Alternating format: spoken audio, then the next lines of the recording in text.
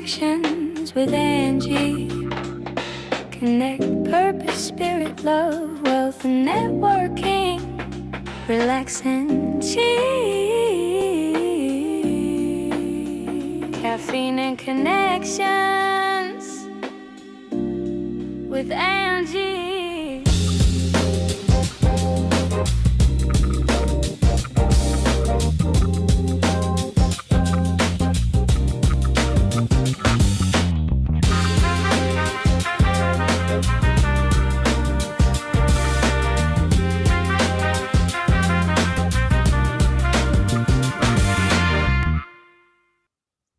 And we're back. I laugh every time because especially watching the intro. The intro to me is like a reflection, right? We just Yeah. started this just a few months ago and here we are again. Welcome back, Dre. Well, I'm glad to be back. But as I look at the introduction, I'm thinking I need a sofa. I mean, it's caffeine and connections. I feel like I need to be sitting on a sofa, and we just have to get to that point where I'm actually sitting on your sofa and we're doing this live Oh together. my goodness. Yeah, So that from your mouth to God's ears, it shall come to pass. absolutely, absolutely. And yeah, and for those just joining us, welcome to Caffeine and Connections. I'm your host, Angelina, also known as Angie. And I'm here with Mr. Jose Martin, Dre. Just to let y'all know, Caffeine and Connections, the podcast, fairly new. We've been here for a few months now, stemming from Caffeine and Connections, the meetup. This is the spot for us, unapologetically Black, dealing with our issues, having conversations around health, love, awareness, and wealth. And Dre Martin, for those that don't know, is a faithful member of our Caffeine and Connections. And we've done this before. We've done this highlight before, but we're back to get down to the nitty gritty of what you represent. And I'm really excited for people to hear more from you. Yeah, absolutely. Look, and I'm glad to be here. Glad to be a part of Caffeine and Connections. It's a wonderful platform, great experience for me. Every Friday morning gets that week finished and that weekend started on the right foot. So it's definitely a great experience, and I would encourage others to figure out how to become a part of it. And I'll let Angie do all the details on getting involved and coming in, but definitely something you should be a part of. Well, I mean, it's been a pleasure having you a part of it. When you're there, your presence is appreciated. When you're not there, your presence is missed. So, you add great value to the space. So I'm glad to have you back here. So, those who have been following Caffeine and Connections, you may or may not have seen my previous conversation or highlight with Dre. Dre was Caffeine and Connections highlight number 2, if I'm not mistaken. Yeah, Or were you number 3? two or 2 or three. 3, one or Two the of other. I think maybe 3. So, that's where Dre told his story, and I'm gonna put that link in the description of this video here on YouTube because you have to hear the story so you can understand the person, right? I feel like the story is super important. But Dre, just like we do on Caffeine and Connections, I'm gonna ask you to do your introduction. Yeah, so absolutely.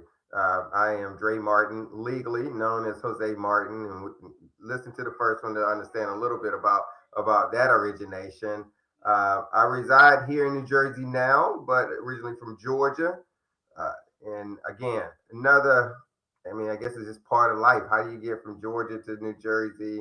Obviously, if I'm a financial advisor, so I've had a path through my career that pretty much explains how I got here. If you want to work on Wall Street, there's really only one place to do that, and that's New York. So that led me to New York, and by extension of New York, I live in New Jersey. Um, I run a practice here in New Jersey, but I'm nationwide. I'm nationwide. I serve people all across this great country, and from Maryland to Connecticut, from Florida to Oklahoma, literally all across. I actually even have some California clients, so I am literally all over. No town, no place, no community, no family, no household, no church is out of my reach. And it's a bit of what I want to talk about today is that reach and bringing more people into the fold. Um, I kind of approach it from a very purposeful uh, standpoint. And what I mean by that, I could have easily continued to work on Wall Street and did what I did and lived happily ever after. But I saw a need for one, for my community, and to be honest, for everyone to to be a part of what is going on. There's so many points in history that have presented opportunities. And for one reason or another, especially Black people have missed out on that, either from lack of education, from outright systemic prejudice and bias, um, from lack of historical access and information. This is a number of reasons. Mhm. The reality is that's all done and passed away. We can cry and whine and carry on about that, but you're probably going to miss your opportunity that's in front of you right now if you do that. So that's kind of what I want to talk a little bit about today. And I'm so excited for us to have this conversation. I mean, I'm going to mention Saturday morning investors group, club, meetup, whatever you want to call it, because I know since you've joined, you brought super great value to the group. And the one thing I appreciate so much about you, Dre, as a wealth advisor, financial advisor, and I mentioned this the other day. I know financial advisors, right? And I know I've asked them, being a member of BNI, about BNI, I've asked them, who makes a great referral or client lead for you, and they would say a person that makes X amount of dollars. It's usually in the $1 million range, right? High six figure to $1 million range. But Dre, for you, you've said in SMI, you've said in Caffeine and Connections, you've said it here. It doesn't matter how much you make. Everybody like if you have a plan or if you want a plan for your life, especially financially, Yeah, you're their guy. yeah, absolutely. And I appreciate that about you because this is what you do for a living. New Jersey is not a cheap place to live, y'all. It's not. It's not.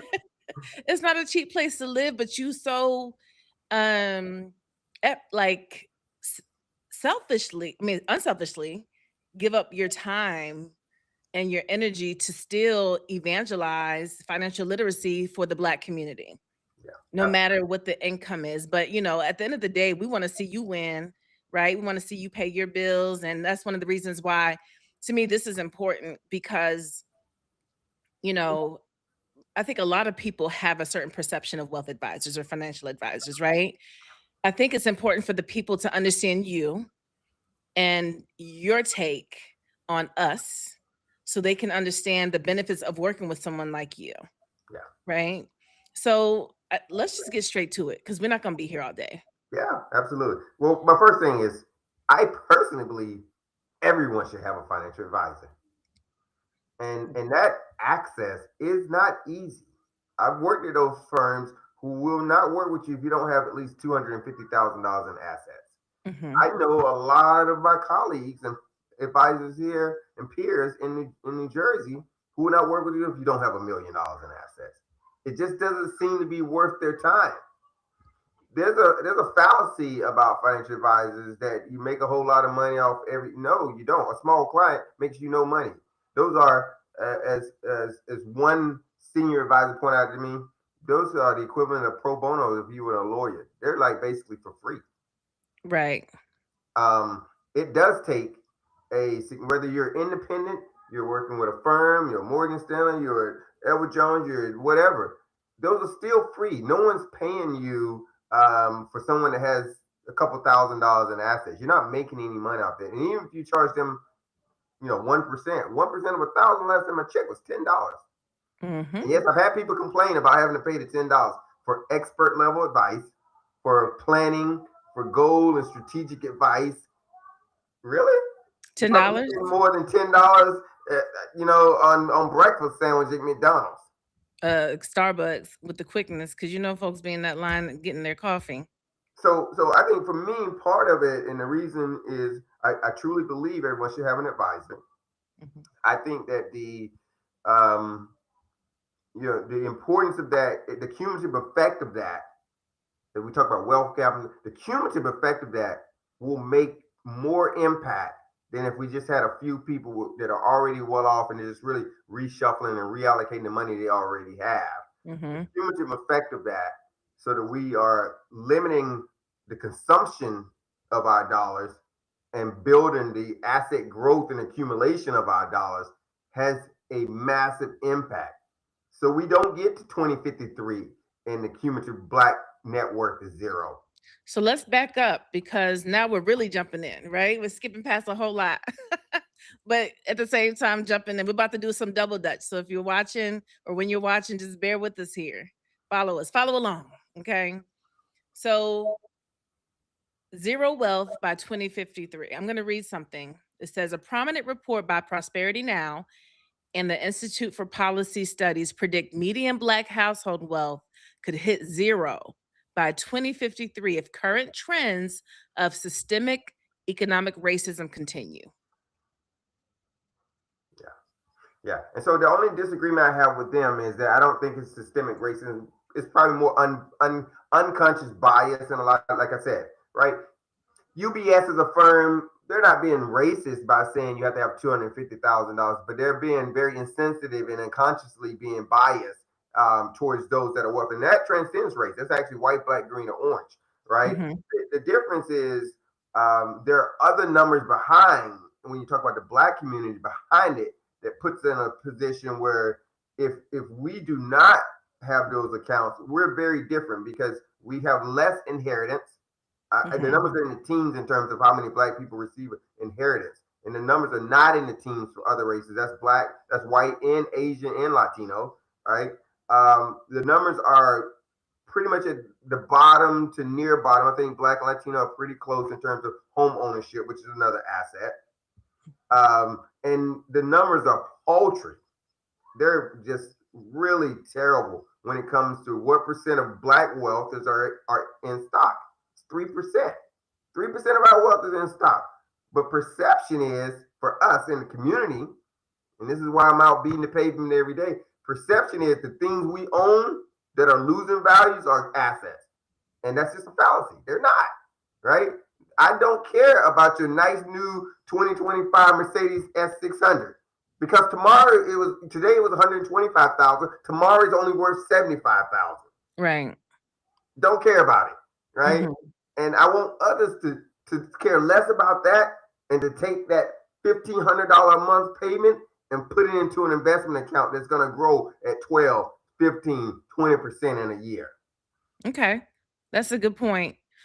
Um, well, I think that there's a demographic. I feel like there's a demographic within the Black community missing from this number, or it's actually probably the larger part of this number, rather, maybe missing from the number of people that come to you that might be considered folks with assets. And those are people that don't have really anything. It might be minimum wage workers. Yeah, But at the same time, one thing I believe wholeheartedly is where you are today does not mean you're going to be there absolutely. tomorrow, Absolutely. right? Which is why I take those accounts. And when I take those accounts, why I say to them, they say, well, how much do I need to get started? And I tell them very honestly, I had one of these conversations just yesterday. It's just a cold phone call in the other direction. I was overjoyed to get it. And she said, well, I don't have a lot of money. I'm already retired. And I said, well, she said, how do I get started? I said, actually, you just started. You making a phone call to me, you've already started. The Okay. next step around how much money you need, we can figure that out. And I can tell you that there's a number of different ways we can approach it. If you want to accumulate in an account over time until we can buy a investment that's suitable for you, we can do that. But don't get hung up on how much money you're going to need. Start with something, the amount you can afford, and do that consistently over time, and you will be all right. I'm more concerned about your consistency and your motivation than I am about what how much money is in your account. Yeah. Because I Yeah. think the view is when you start seeing a statement come or electronic statement with your name on it, and you have this account and you see value and the value is increasing, then that in itself is going to start to do the work for me, for you, for everything to help you really start to tangibly visualize what is really happening in a very positive manner. I was gonna ask that, and I'm only gonna assume that you have worked with customers like this before that, let's say, made, I don't want to say minimum wage, but maybe lower wage, right? Do you think that, or have you experienced or seen a mindset shift once that person started looking at that account, and then it's just like, oh, okay, now I understand. Yes, yes, Yeah. yes. And which brings it back to the most important thing for me, the education. Okay. I think the education, and this is why I'm really just grounded in the education. The education and having that really good understanding about what is transpiring, and it's not really this foreign concept to you, along with seeing it, Hmm. takes it a long way. You can make leaps and bounds in a very short period of time if you see something happen and you understand also what is happening. Right? It's very different just seeing something happen, and it's not magic, right? There are reasons why it's happening, and to understand that is very important. So I always lead with education, and I always preach about to my clients that we're partnering on this, and I have responsibility, and you're gonna have responsibility, right? But one of the things I'm going to do is I'm going to educate along the way. And I think Yeah. most people can appreciate that because that, we talk systemic racism in the prosperity now piece and things like, but the education gap is just, that's the probably as critical as redlining in the 60s with real estate.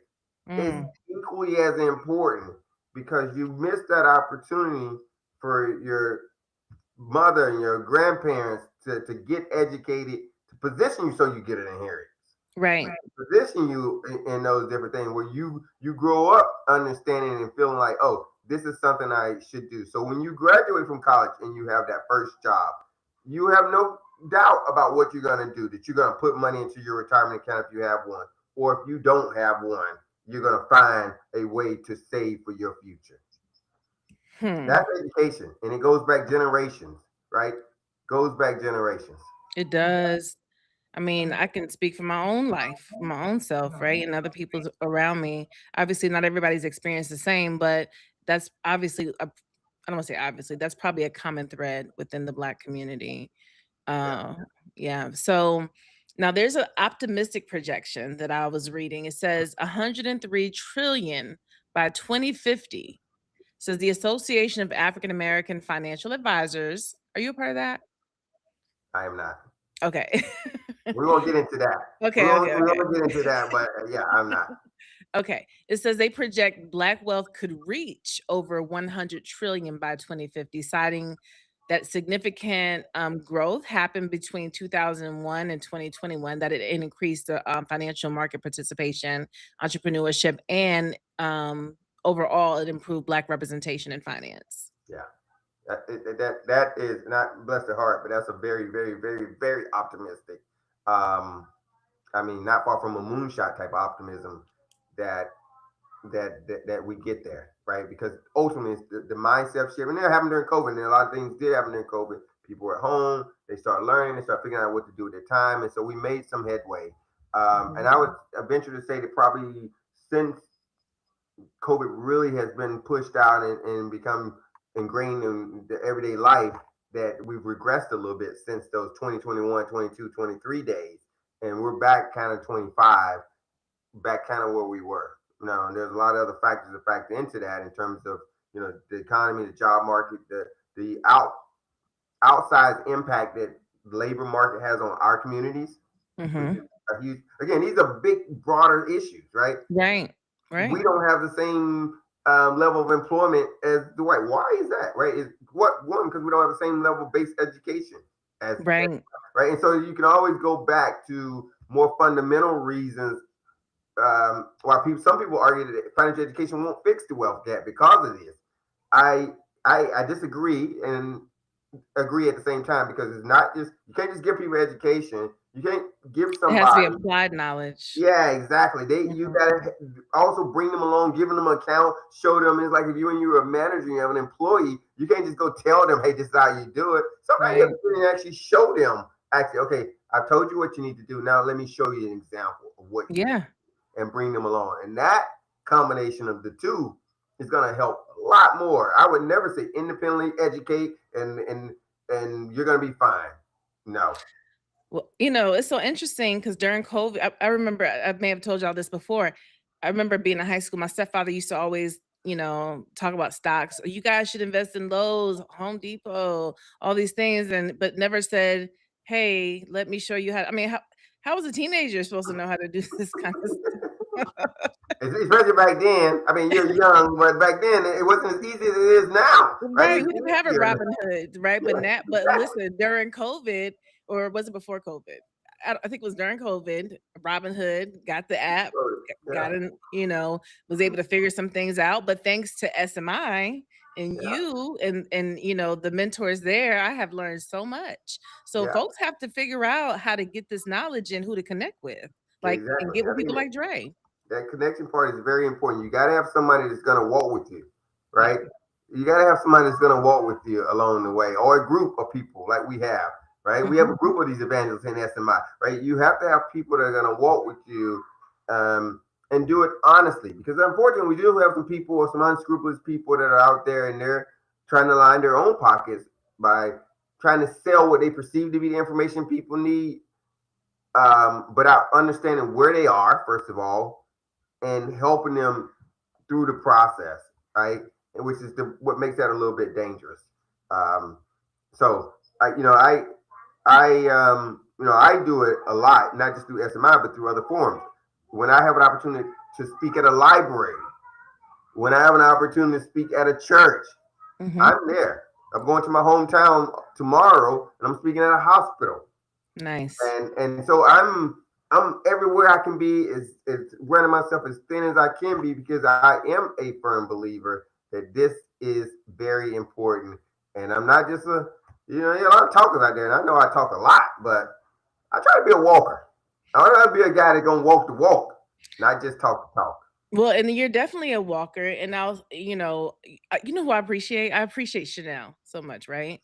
Because Yeah, Chanel has, she has a family, and she and her family have connected with you, and got accounts with you, so you're able to show them, and y'all have built this relationship even beyond that, that has become like family. So that's another thing, like care about yeah. these customers, you're showing them. And so Chanel, any opportunity she has to talk to people, she is now a new evangelist. Okay. Oh, absolutely. Oh, absolutely. I love listening to her speak, and she gets so excited and passionate about that work, because you can tell. I mean, some people, you have a little knowledge in the beginning, but once they connect, I can tell once they connect with you, it's like you open up a whole new world. Yeah. Because I sat her down at my kitchen table and Yep. I See. explained it at a whole different level, right? I'm explaining to her that's 2 or 3 steps before we get to clicking the button to say bye, which again, Mhm. that type of applied education and understanding is going to help you a lot more. And sometimes I may say, well, you'll buy things right? Yeah, I can say that, but that doesn't mean that everything you know is a good investment. So it Right. takes sometimes explaining the benefits of not just what you know, but what you know that you don't even realize right? By just thinking about it. Right? And Chanel's Hmm. a good example, right? Where she knows things that she probably didn't even realize she knew, right? That has to accelerate her learning curve. And now it just kind of all clicks and boom, boom, boom, boom, boom. Yeah. So now, I mean, she's even hosting her own Yeah, financial event, yeah. virtual event, where you're going to be speaking. And we're going to talk about that Oh, yeah. here shortly. Okay. So something else that caught my attention from my research is, you know, right around the COVID time, but Mm-hmm, before COVID, like mm-hmm, 2019 to, let's say, 2022. mm-hmm. And I'm saying this out loud for anyone who's watching and listening to this, so they can understand the importance. It says, despite some increases in Black wealth, the racial wealth gap actually widened between 2019 and 2022. So we're talking about, people getting a little bit more education during COVID and all these things, but the wealth gap widened, meaning Black households holding only $15 for every 100 held by white households. Yeah, That's how wide. Yeah. Not always trying to compare ourselves to them. Yeah. You know, we know the story is going to be different for Yeah. us to them. Yeah. Don't really want to be compared, but because I feel like we are a resilient people and we can create our own paths and our own ways. It's just that if we don't get to 100, how can we at least get to where we can get where we're not deep down into a ditch and a Yeah, hole? absolutely. Yeah, absolutely. The comparison is just that, right? It's a benchmark. It's just a baseline, so to speak. You have to have a comparative something, otherwise you don't know where you're trying to get to, right? Mhm. And I see it as just that, because not every white person is doing well and wealthy, It's very right? true. Right. So it's just that, right? It's just a Mhm. line in the sand. You got to start somewhere, and the reason again is that I think it widened is because what happened during COVID? Well, it started off everybody was hunkered down and we were all the same for a moment. But when those opportunities presented itself in terms of investments, we may have done, I don't know, $5 in a given name. The person next to us did $25. Mhm. And not because they had more money, probably because they had more understanding, they had more tolerance for risk because of said understanding, which builds confidence. So it still kind of all goes back to the same thing, and and so they benefit more when those same two things grow, and that's kind of what happened during COVID. And the other thing that happened is, I'm willing to bet with all the checks, whether it be PPP or the checks directly from the government, there was a higher likelihood that our people consumed those and went and bought things and things that they didn't even need, and things they want, Consumerism. instead of just investing the money. Yeah. Do you know the name I think it's called Whitney Tilson. I don't know the name. He's this wealth I've been following him for a long time. I came across an advertisement of his many years ago. I think this was actually COVID, right before COVID Okay. hit. Okay. That January, I came across a weird ad in the middle of the night. Okay. I didn't know it was an ad. I just thought he was talking about something. I was listening, and he started throwing out different tickers, and I was like, "Oh, let me start looking these tickers up." Yeah. Yeah. One of the tickers was Moderna. One of the Okay. tickers was Apple. Man. One of them was Tesla. He was Yeah. throwing Yeah. out all these different tickers, even Alphabet.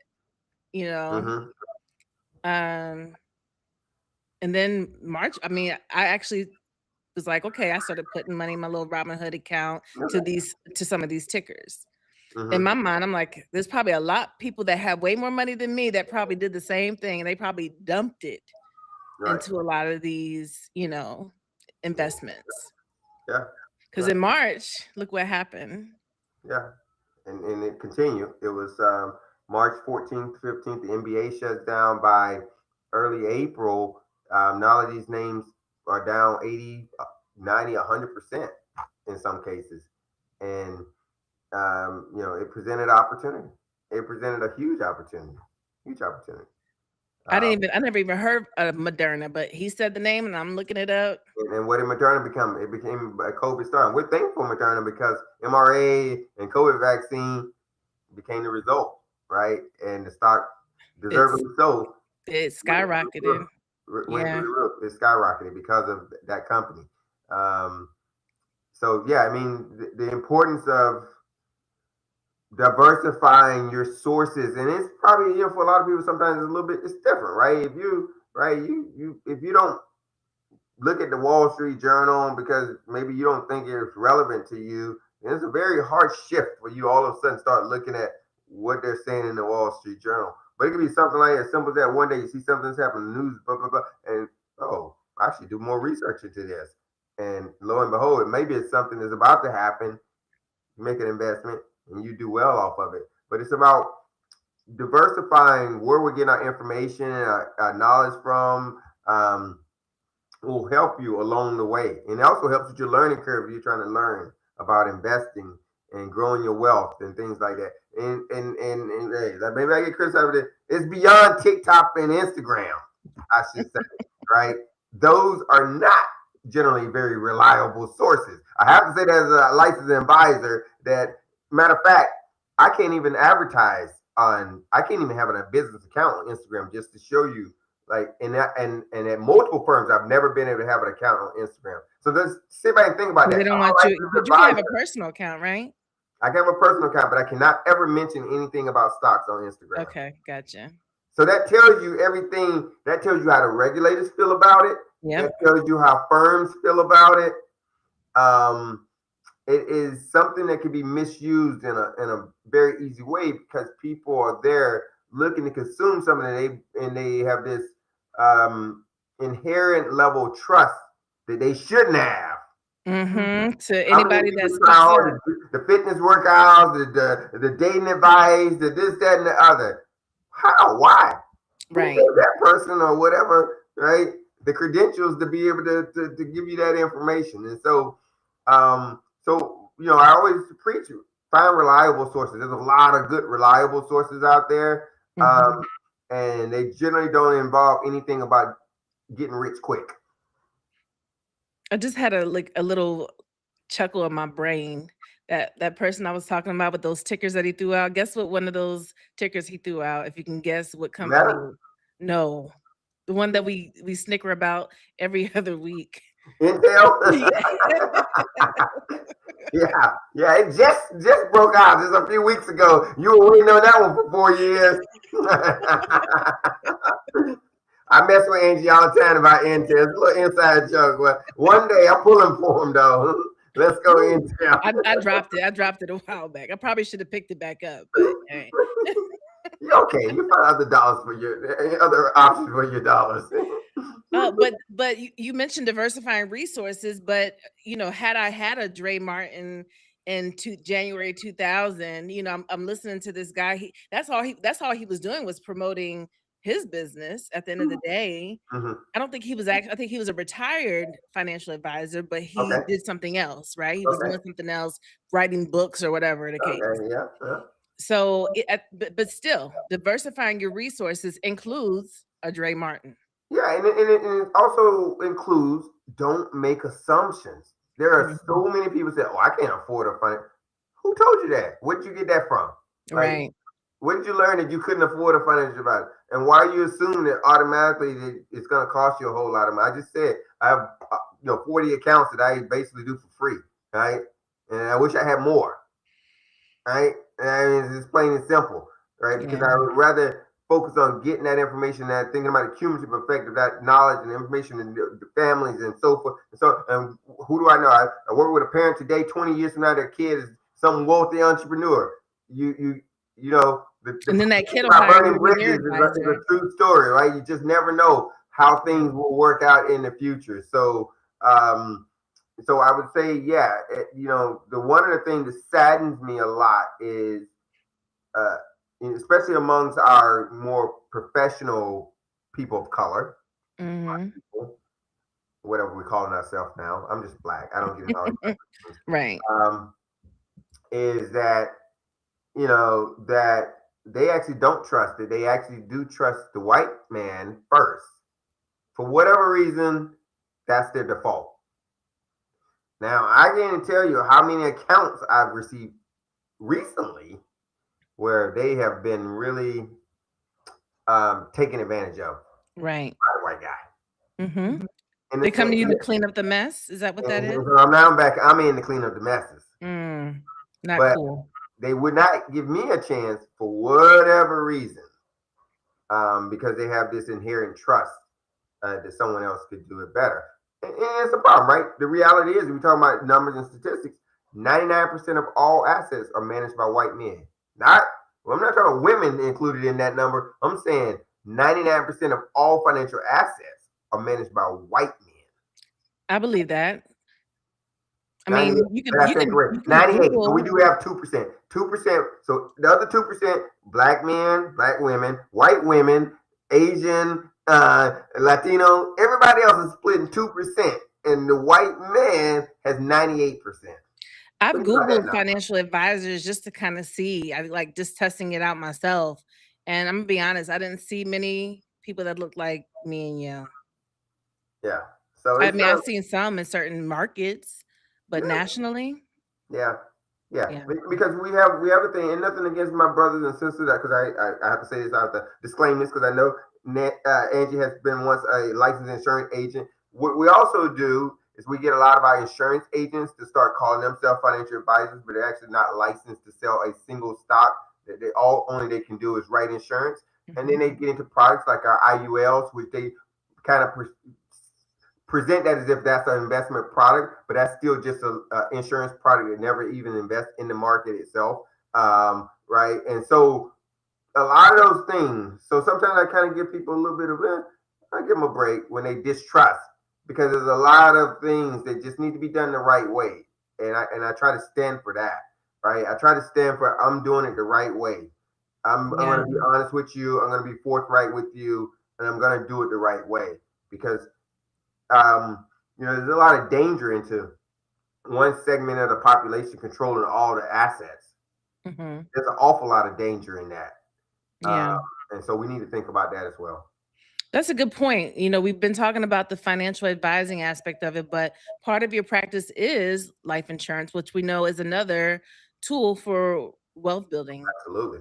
Absolutely. I believe in it, right? And I believe, as much as I love stocks, I believe that, protecting your income and passing wealth along is equally as important, if not more important. And you do that through vehicles like life insurance, right? You Yep. guarantee your income and through products like annuities, right? There are a number of different things out there. It's not a one shoe, which is why, I think when I think about my practice and what I represent, what I'm trying to represent is not one stop shopping or any of those things, but I do want to represent comprehensive.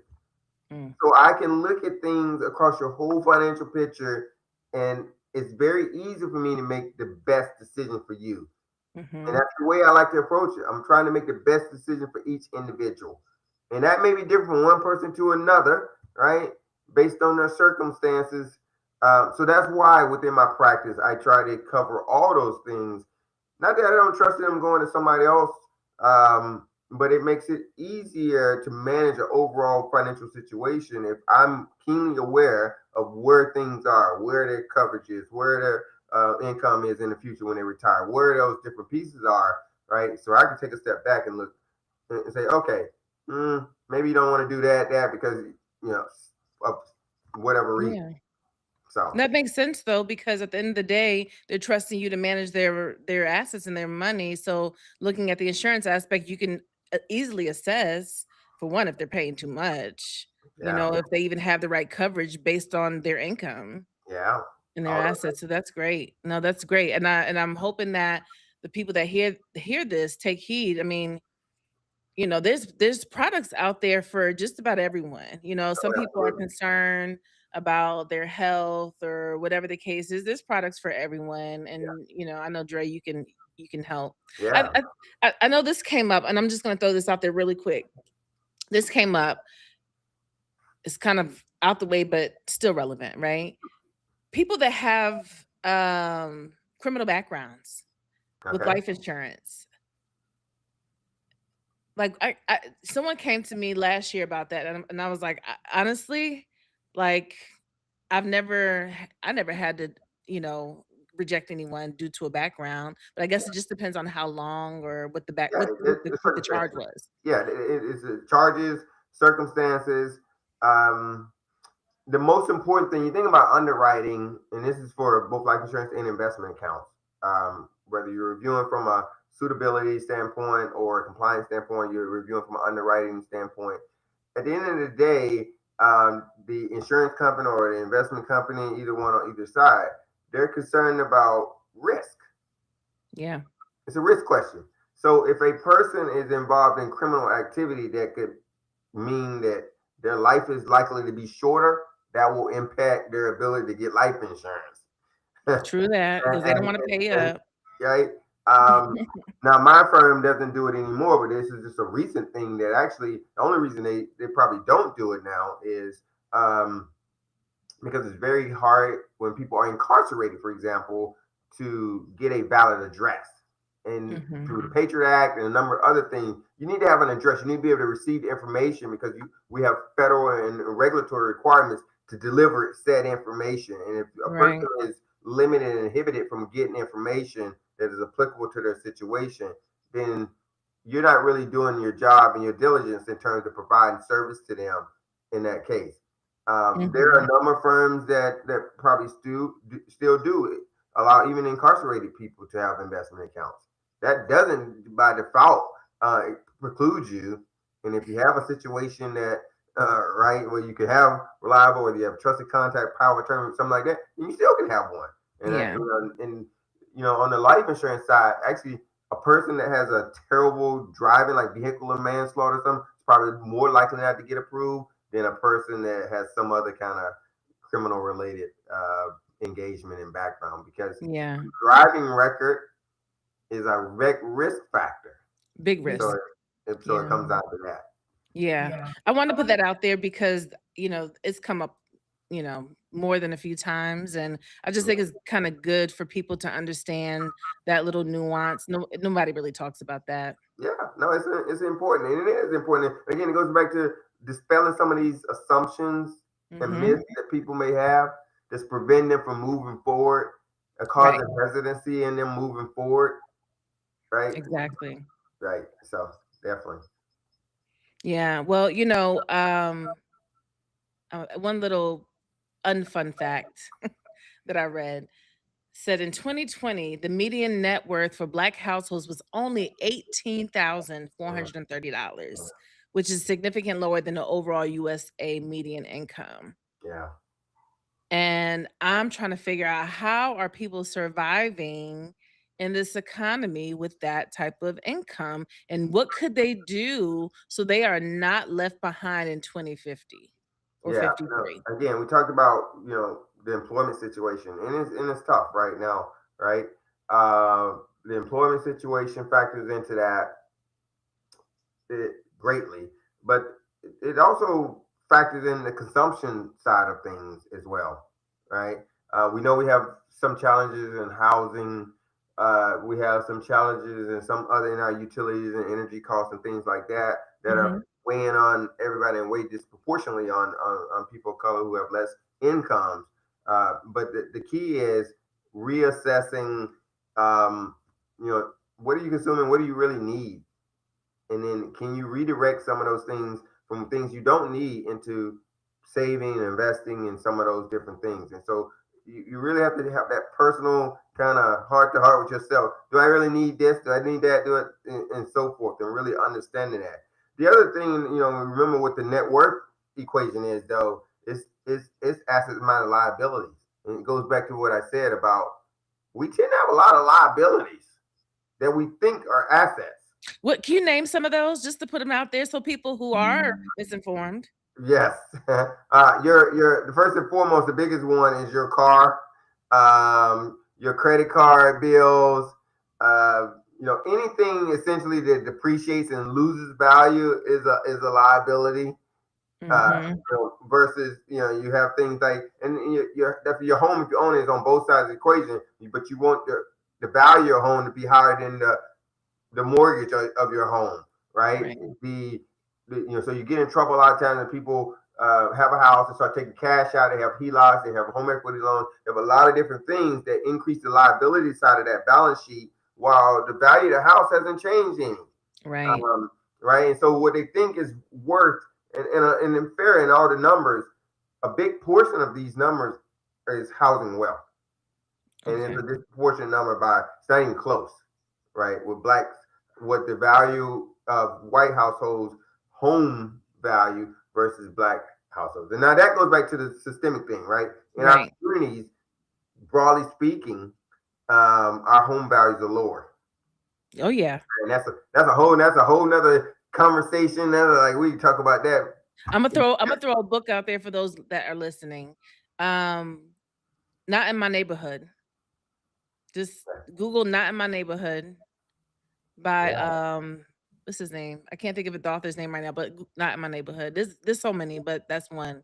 Yeah, yeah, yeah. Mhm. So those things start to factor into this. Another thing that factors in is that, and for all my HBCU graduates, don't take this the wrong way. We have what 240 plus HBCUs. Not all of them are not schools you should be going to. Mm, I'm sorry, they're yeah. just not.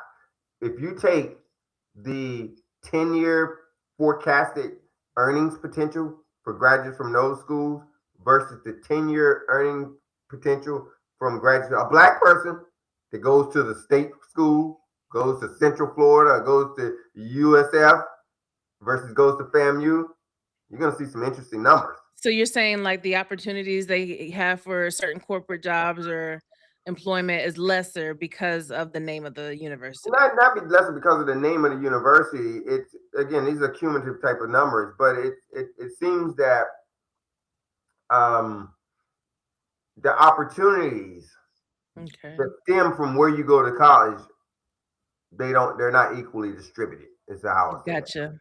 They're not equally distributed. And again, because you have to know these things, you could be as passionate and you a black power and all that, but you just got to know the fact. This is still America. This Right? is And America. no matter how much you love a given thing, you have to start thinking and stopping making business decisions about Yeah. things, right? Yeah. That's Right? almost And like putting a different name on your resume. exactly. Right? You just got to start making business. You got to be JF Martin for a little while. Even if I love Jose, and I love being Dre Martin, at the end of the day, I got like, oh, well, ain't nobody, no one else loves Dre Martin, and no one else loves Jose Martin. So I need to be JF for the day, right? And that's Right. just the reality, right? And so, the thing about it is, and where I was going with the HBCU is, if you look at the real, these are numbers. These are my numbers. These are real numbers. These are facts. Okay. Graduates of those schools carry significant, not a little bit more, significant more student loan debt without equal and opposite income to compensate. Now, now I have a thing about good debt, bad debt. In general, I believe student loan debt is actually pretty decent debt because it leads to opportunities and job growth, blah, blah, blah, down the road.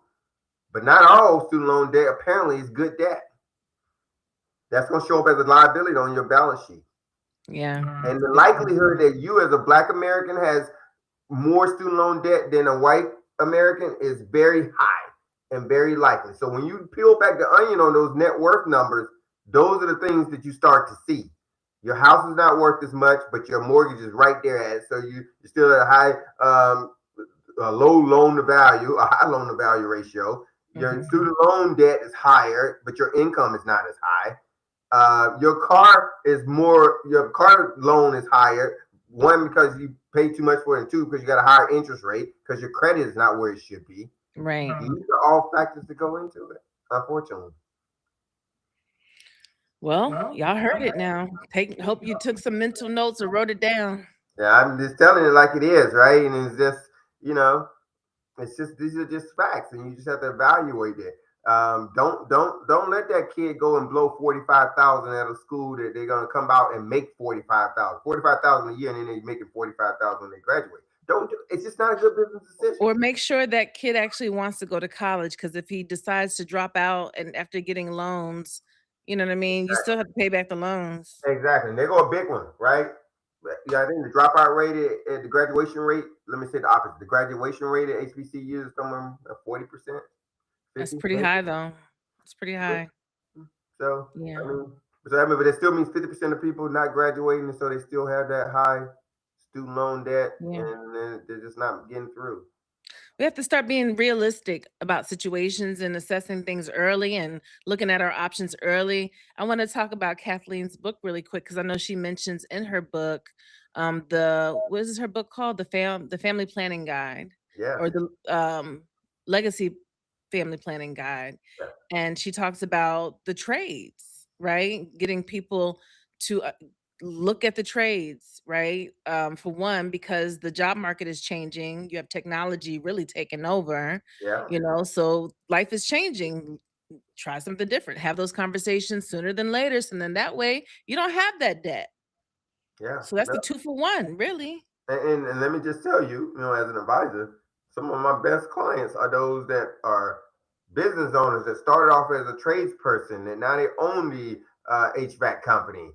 Now they're running their own independent contract as an electrician. They're doing autos, and they're running their own firm as a plumber, right? Those are some of my best accounts, and those people have 7 figures in front of their account values. So again, demystifying some of these perceptions and assumptions about because you do X, that it precludes you from being a part of a said community or so forth. But I think also it's that decision that was made because they don't have all that crazy university student loan debt. Yeah, yeah, yeah. So they're free to take a couple years to kind of get on their feet or work for someone for less or do all these different things. It is all intertangled and tied together. Yeah. Yeah, Yeah. it is. That's the This way is life works, right? No one decision is going to be completely independent of other things and consequences down the road. no, I always feel like in everything in life, there's a domino effect. Right. Yeah. Yeah. Yeah.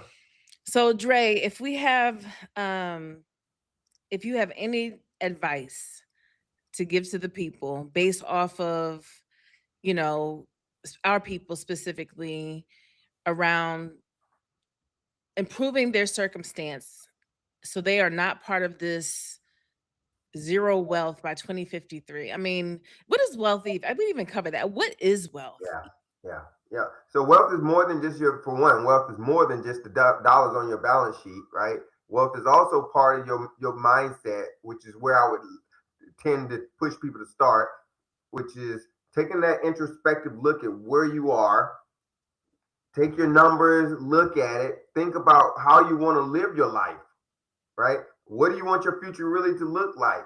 And that's what you're doing right now, how you're living your life, how you spending your, does it align to that? If it doesn't, you need to start exiting stuff off that list and not spending your money on it. I'm one of those Whatever it may be. people. You're Whatever preaching to it may me. be, right? And you know, replace it with things that you do that give you value, to give you joy, to give you satisfaction, because that's all a part of your overall wealth, right? Wealth is part of your being healthy. Wealth is a part of, you know, being associated with the friends and the people that you care about and that you want to be around, right? That's another thing, right? So less consuming and more experiences. Yeah, exactly, exactly. And then when those things start working, you're freer, you're clearer, your associations, the people you're around, you start hearing things from people who are in good position, and that advice and that just those circles start to change the dynamics, and your money starts looking different, and it all starts to come together, right? So I don't like to narrowly define wealth. I think at the end of the day, the other things and other pieces of the spectrum combined with your monetary wealth, that's what gives you like true wealth, right? Right. And you feel good about yourself. You feel good about where things are going, and you'll just naturally make different decisions around things. Um, so that's what I would say. The second thing is find somebody. Um, again, and it can be challenging, but find somebody you think you could trust to lean on in terms of advice, right? There's in my industry, for example, there's a projected shortfall of, I don't know, 100,000 advisors, Mm. because there's a view that in the future, as baby boomers start to sunset and money starts to get passed down and things like from and again, most of that is white money, but Hmm. so it is Bay, right? But the reason the industry feels that way is because there is this view that we need more financial advisors so we can serve more people. So overall, we can. So find somebody that you can talk to that can give you some advice that can help. Um, and you don't have to do it all by yourself. Is what I would say to people, right? So the first thing, take an introspect on yourself, and the second thing is find some help, somebody to help you along the way. If it's a group you can find, like the wonderful Caffeine and Connections or SMI, that's all the better, right? But find somebody, right, that you could trust. That doesn't mean go out and join some new Instagram follower or some influencers, because the influencer thing in itself is a key giveaway right there, right? I'm Right. saying people you can touch, people you can trust. Yeah. I highly recommend SMI. I mean, and I'll put some of that information in the description too. That Saturday Morning Investor, Dre speaks pretty much every Saturday, giving education to people that look like us so we can learn everything we're talking about right now, pretty much. Yeah, yeah, and you get it, and you get it with no pressure. There's no pressure, right? No. Right? There's no pressure, and that's part of that healthy lifestyle and living like that. You don't want anything to add additional stress to you. You don't want anything. You want kind of no pressure, right? And then in that group, like you mentioned, Chanel and right. So we have car Right. riding. I'm happy to be doing the focusing on women. So we're going to talk about women in investing. Online seminar at 24th of this month at 1 o'clock via Zoom. Another a great opportunity to meet people, to Yes. learn a little bit, and to begin that journey and start to turn to kind of thinking about what you are doing and what you want to be doing and what you should be doing. And those things are all different. And Chanel, if you're watching, put that flyer in the chat. Yeah, absolutely, Put it absolutely. in the chat for the 24th, right? That's Yeah, Saturday afternoon. 24th Yeah. at 1 p.m. That's right, via Zoom. So, um, and we welcome everyone, right? And we talk about our black people, but when I talk about women, I kind of transcend race. I'm talking about all women, right? That in itself, that's one sorority, a fraternity, a group, women, and then black people is another one, right? And they could be separate, right? And so we're talking about everyone is welcome to that women in investing. I'm gonna shout out to Mr. Billy Dabbs, who has sent a message in the chat saying that he sees us. So he wants us to know he Appreciate you, hears Billy. and sees us. Thank you, Billy Dabbs. Appreciate you. So what else? What other advice? And the one thing, and I'm glad I got this platform. I appreciate you, Angie, so much. Of course. I read a statistic, and so all these firms they do. I get solicited about firms. I get solicited about firms versus people get solicited about people. They all want me to sell their products. Goldman and BlackRock, or blah blah blah. Right? They want me to put my clients in their products because they get a little fee. Right? That's how the game works. Right? There's always one big Ponzi scheme, really, to be honest, right? They don't put Bernie Madoff in jail. We all in the same Ponzi scheme, right? They don't put Bernie in jail. We all doing the same thing.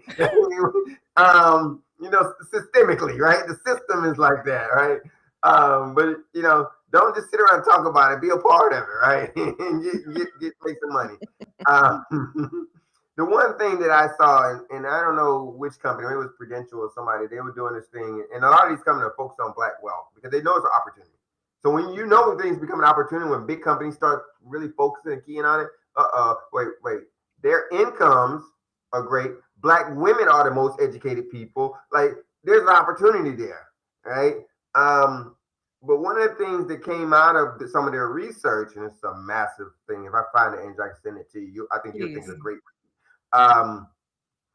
Is they, because it's white people that did the report, and they were really confused, and they don't understand why black people always take their money out of their 401k when they leave a job.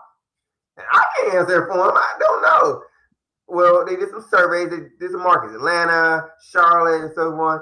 And a lot of the questions came back because they perceive it as free money.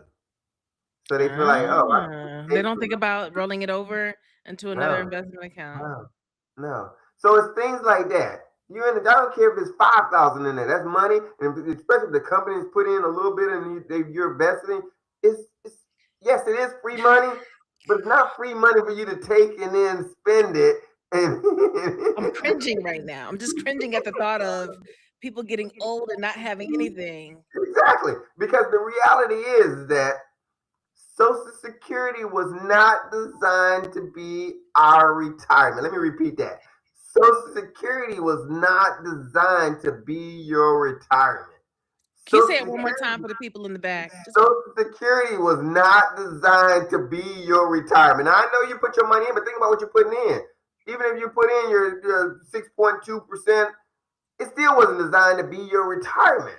But since middle or high school, they've always said, yes, you're going to be paying Social Security, but it's not for you. It's for the people that's getting it now. Another Ponzi scheme. How does the Ponzi scheme work? One person pays in so that the other person has the money. Right. One person pays in, the other person gets the benefit of it. You get checks from me so you can make sure you can pay that person out what you told them you were going to give them. It's like robbing Peter to pay Paul type of that situation. is the grand old Ponzi scheme, right? It was intended to supplement your retirement. Mm-hmm. Keyword being supplement. That means you personally have to do something on your own, right? You have to do something on your own.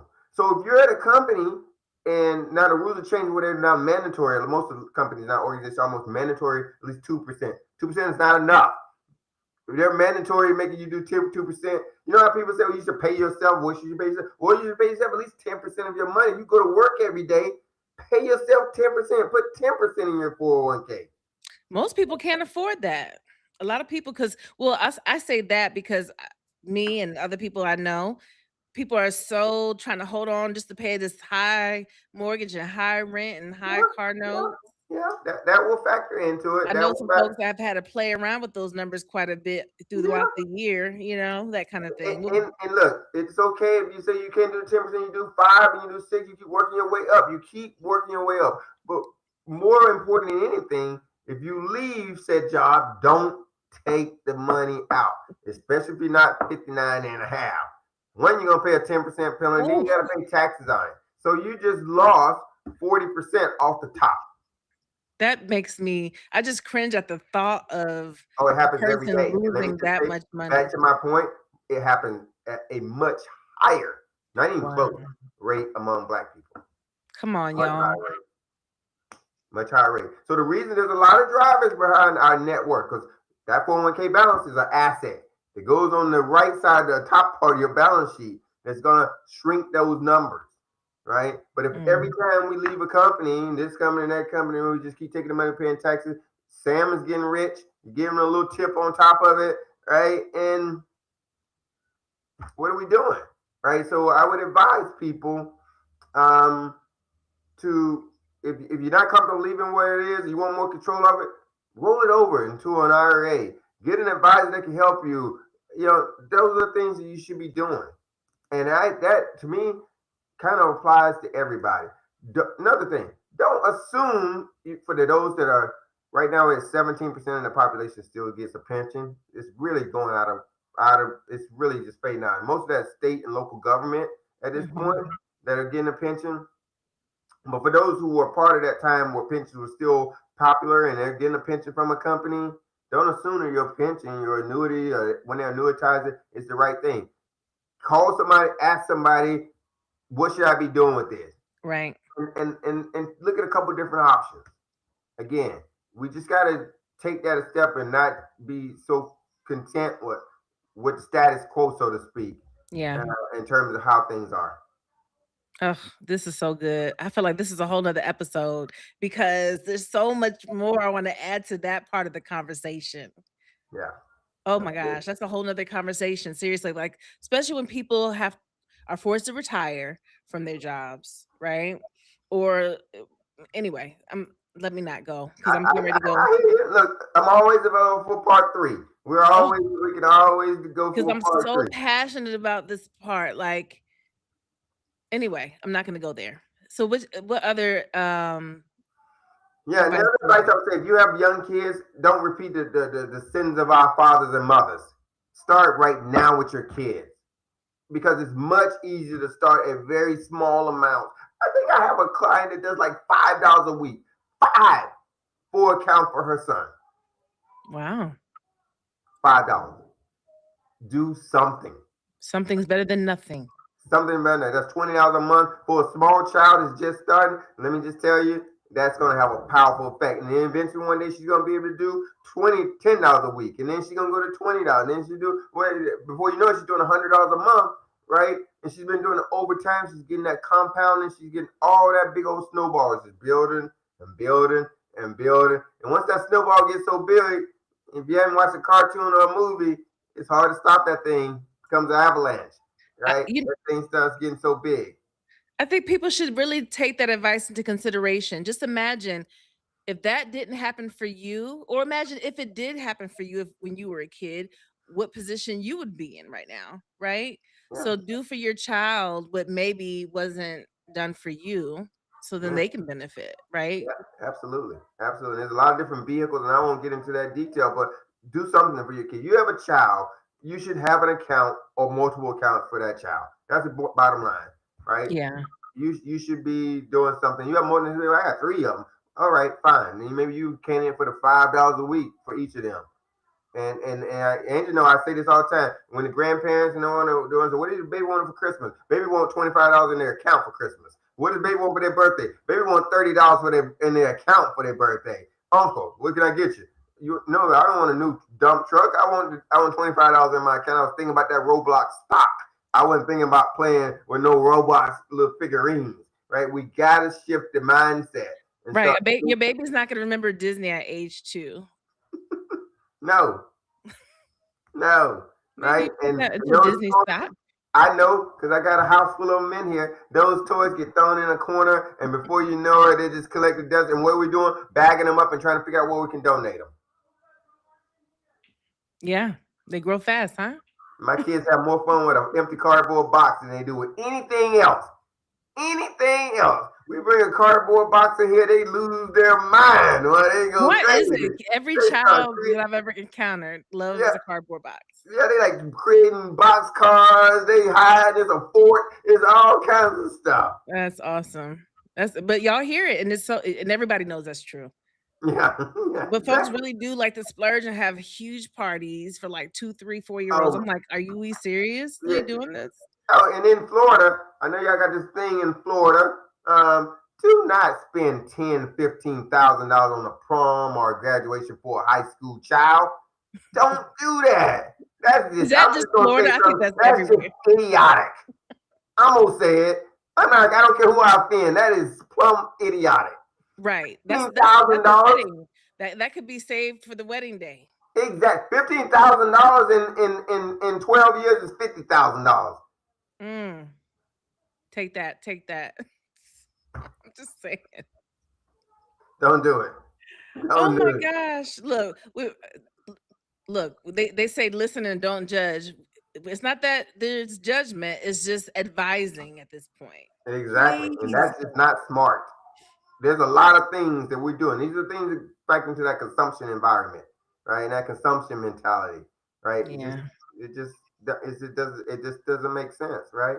Doesn't make sense. And to show quote our girl Shannon B. Brooklyn That's Showtime ghetto. Shannon, you do not want to then have a GoFundMe. You out there spending $15,000, $20,000 at a prom, and then 20 years later you out there talking about GoFundMe.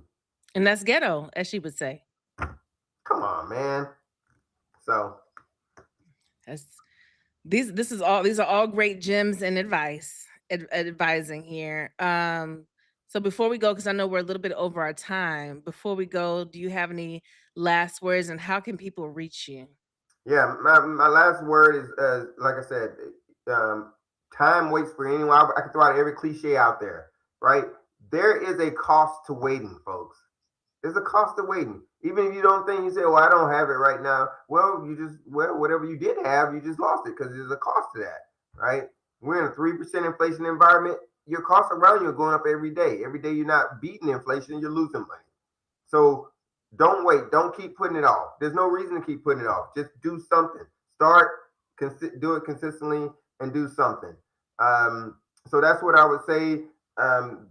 In terms of reaching me, there's a number of different ways. The easiest way I could tell people, go to Edward Jones, search for Jose Martin. There's only one. You'll find me there. You can call me 848-200-9765 is my cell. I'm like Mike Jones. He's just reconnected his number. So just like Mike Jones, you can call me. You can reach out to Angie. She has my details. You can email me, Jose.Martin@edwardjones.com. That's Jose.Martin@edwardjones.com. But any of those ways work for me. Perfect.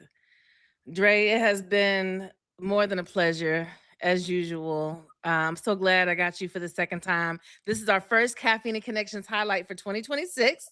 So it's an honor to have you as number one in Thank you. 2026. It was an honor to be here, and let's go. 26 will be another great year, be another great year in the market. And so now is the time. Now is the time. I don't even have I have a special outro that I'm supposed to read. I don't have it ready. It's all good. I'm just gonna say thank y'all for watching. Thank you for listening. Again, continue to stay tuned. Caffeine and Connections. Subscribe, like, and share. I'm your girl Angie. This is Dre, and we're out. Out.